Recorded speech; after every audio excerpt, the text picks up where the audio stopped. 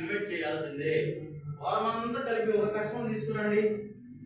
ఎక్కడైతే కస్టమర్ మేళ జరుగుతుందో అక్కడ 2-3 లేవులు చూపించుకుని అక్కడికి వెళ్ళిపోయేసి ఆ డిప్లు ఎత్తేటప్పుడు మీ అదృష్టం బాగుండి అక్కడ 1,00,000-1,50,000 డిప్లు ఎత్తి వచ్చిందనుకోండి, ఖచ్చితంగా చూసేవాడు కూడా కొంటాడు కదా.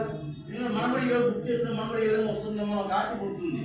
ఆ ఉద్దేశంతో మేము కస్టమర్ మేళకి రమ్మంటున్నాం. కానీ కస్టమర్ మేళ వచ్చిన రోజు ఆదివారం పిల్లలు ఉన్నారు ఇంట్లో, మనం ఈ రోజు అక్కడ ఉంటామంటే ఆ వారం అంతా పుణ్యకాలం కాస్త గడిచిపోతుంది.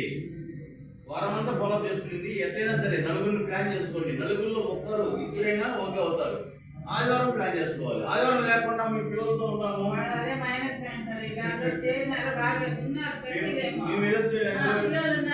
గుళ్ళు పోతాము, చర్చికి పోతాం, మసీదు పోతామంటే ఆ వారం పోయినట్టే కాదల్లా. ఎందుకంటే ఈ ఏజ్ లో అవసరమే. ఎందుకంటే మీరు లేడీస్ చెప్పడం, మా జెంట్స్ ముఖ్యంగా పనిదమ్మలు అయిపోతారు. ఫ్రెండ్స్ ఆ పార్టీకి పిలిచారు, ఈ పార్టీకి పిలిచారు, వెళ్ళిపోతారు.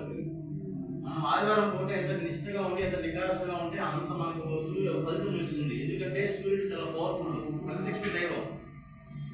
కులమతో పని లేదు, ప్రత్యక్ష దైవము. ఆ యొక్క ఆదివారం కూడా మనం ఎంత నిష్ఠగా ఉండి ఎంత నిష్ఠగా ఏ పని చేస్తామో పర్ఫెక్ట్గా జరిగిపోతుంది. లేకుండా అడ్డదారులు దొరికినామంటే అడ్డదూరంగానే పోతాం. బ్రిటిష్ వాళ్ళు ఆ విధంగా ఆదివారం హాలిడే చేసి మనల్ని ఈ విధంగా చేశారు. చాలా పవర్ఫుల్ డే.